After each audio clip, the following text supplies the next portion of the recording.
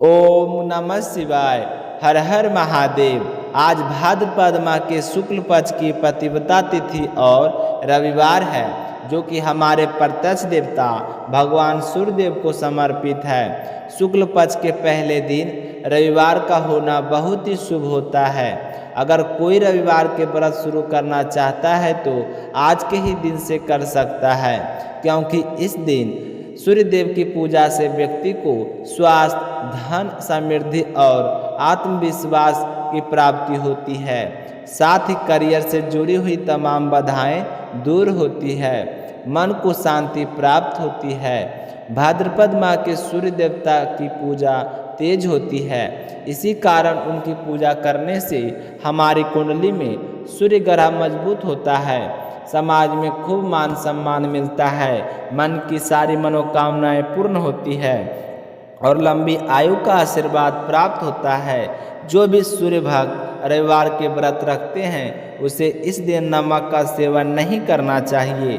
व्रत रखकर लाल रंग के वस्त्र या फिर गुड़ का दान करना चाहिए और सुबह जल्दी उठकर स्नान करने के बाद उदय होते हुए सूर्य को अर्घ देना चाहिए। सूर्य मंत्रों का जाप करना चाहिए, क्योंकि सूर्यदेव हमारे प्रत्यक्ष देवता और सच्चे मन से की गई पूजा पाठ से वह बहुत ही जल्द प्रसन्न होकर हमारी सारी मनोकामनाएं को पूर्ण करते हैं। तो अब अपने सुनते हैं आज की कथा। आप सभी के सुख सौभाग्य की कामना करते हुए सबसे पहले सुनेंगे गणेश जी भगवान की कहानी। बहुत समय पहले की बात है, एक गांव में एक बुढ़िया रहती थी। उसके पति का देहांत हो चुका था और अब वह अपने बेटे और बहू के साथ अपना जीवन बिता रही थी। उसकी बहू थोड़ी मंद बुद्धि वाली थी। उसका मन पूजा पाठ या स्नान ध्यान में बिल्कुल भी नहीं लगता था। उसे तो बस खाने की ही चिंता रहती थी। सुबह उठते ही सबसे पहले खाना, फिर उसके बाद ही घर का कोई काम करती थी। यह देखकर बुढ़िया का मन हमेशा दुखी रहता था। वह बार बार बहू को समझाती कि बेटा, पूजा पाठ स्नान कर, फिर भगवान का पूजन कर, उसके बाद अन्न ग्रहण कर, यही धर्म है, यही शुभ है। परंतु बहू हंसकर कह देती, माँ जी, मुझे तो भूख बहुत लगती है, बिना माँ खाए पिए नहीं रह सकती। आपके ये नियम मुझे नहीं निभाने। पूजा का दिन और बुढ़िया का चिंता। एक दिन बुढ़िया ने घर में विशेष पूजा का आयोजन रखा। उसे चिंता होने लगी कि मेरी बहू तो पूजा से पहले ही खाने को दौड़ेगी। अगर उसने पूजा का प्रसाद छू लिया तो सब अपवित्र हो जाएगा।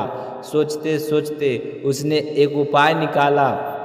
सुबह होते ही उसने एक मटका लिया और उसके नीचे हल्का सा छेद कर दिया।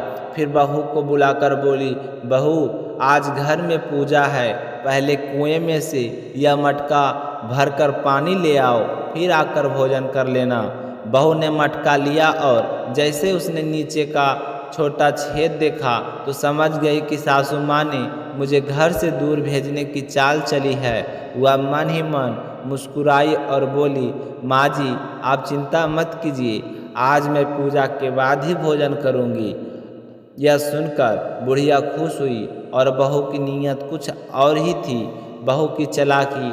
बहू अपनी साड़ी का आटा बांधकर पनघट पहुंची। वहां उसने आटा गूंथकर छोटी छोटी रोटियां बनाई। अब समस्या यह थी कि उन्हें सेके कहाँ। तभी उसने देखा कि शमशान घाट में चिता जल रही है, लोग वहां से जा आ रहे हैं। वह चुपचाप चिता की अग्नि के पास गई और रोटियां सेक ली। जब रोटियां तैयार हुई तो वह सोचने लगी, यह तो सूखी है, बिना घी के इन्हें कैसे खाऊं।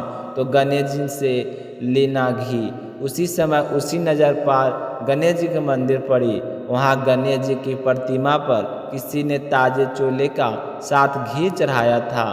तो बहू तुरंत मंदिर गई और अपनी रोटियों को गणेश जी की तोंद पर लगे घी से चुपर लिया।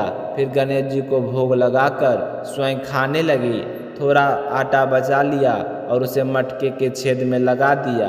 अब मटका ठीक से भर गया और पानी बहू घर लेकर गई।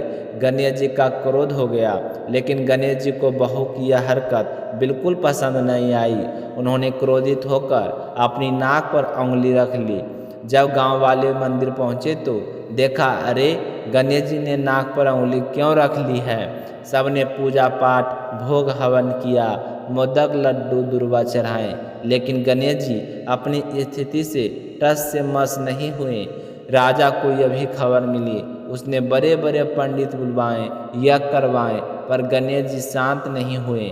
राजा ने पूरे नगर में ऐलान करवा दिया, जो कोई गणेश जी की नाक से उंगली हटवा देगा उसे 5 गांव इनाम में दूंगा। तो यह खबर पूरे गांव में फैल गया। सारे लोग प्रयास करते रहे पर असफल रहे। तो एक दिन बहू का संकल्प। आखिर वही बहू बोली कि राजन, यदि आप अनुमति दे तो मैं गणेश जी को मना सकती हूँ। तो सास हंस पड़ी, अरे पगली, जहाँ विद्वान हार गए वहाँ तू क्या कर पाएगी। तुझे तो बस खाने की चिंता रहती है। बहू ने मुस्कुराकर कहा, माँ जी, जब मैं छेद वाले घड़े में पानी ला सकती हूँ तो गणेश जी की नाक से उंगली भी हटवा सकती हूँ। सारे लोग सोच में पड़ गए कि अंत में राजा ने कहा, ठीक है, इसे भी मौका दिया जाए। तो बहू की शर्त और गणेश जी की हंसी। बहू ने कहा, मेरे घर से मंदिर तक पर्दा लगाया जाए। राजा ने तुरंत आदेश दिया कि बहू के घर गई, वहाँ से कपड़े धोना उठाया और मंदिर पहुँची। वहाँ जाकर उसने गणेश जी से कहा कि हे बप्पा, मैंने आपके तोंद से थोड़ा सा घी लिया, रोटियाँ चुपड़ी और आपको ही भोग लगाया, फिर भी आप रूठ गए हैं। मुझे पूजा पाठ नहीं आता, पर आपके बिना मेरा भोजन अधूरा है। अब यदि आप अपनी नाक से उंगली नहीं हटाएंगे तो मैं इसे धोने से आपको तोड़ दूंगी। तो गणेश जी यह सुनकर भीतर ही भीतर हंस पड़े, अरे यह बिल्कुल नादान है, सच में मार दिया तो यही सोचकर उन्होंने तुरंत अपनी नाक से उंगली हटा लिए। तो बहू का व्रत। बहू ने हाथ जोड़कर प्रणाम किया और बोली, गणेश जी, आज तक मैंने पूजा पाठ नहीं किया, पर आज से प्रण लेती हूँ कि हर दिन स्नान के बाद सबसे पहले आपकी पूजा करूँगी। सारे लोग आश्चर्यचकित रह गए। राजा के वचन अनुसार उसे 5 गांव इनाम में दिए। सास भी भावुक होकर बोली, बेटा, मैं तुझे अब तक न समझती रही, लेकिन तूने तो बड़ा चमत्कार दिखाया। बहू ने कहा, माँ जी, यह सब आपके द्वारा रखे गए पूजा का ही फल है। अगर आप पूजा न करवाती तो यह सब कभी संभव नहीं होता। दोनों गले लगकर घर लौटे और तब से सास बहू प्रतिदिन गणेश जी की आराधना करने लगे। हे गणपति बप्पा, जैसे अपने बहू की सच्ची भावना से स्वीकार किया, वैसे ही हमारे हृदय की प्रार्थना भी स्वीकार करें और सबकी मनोकामनाएं को पूर्ण करें।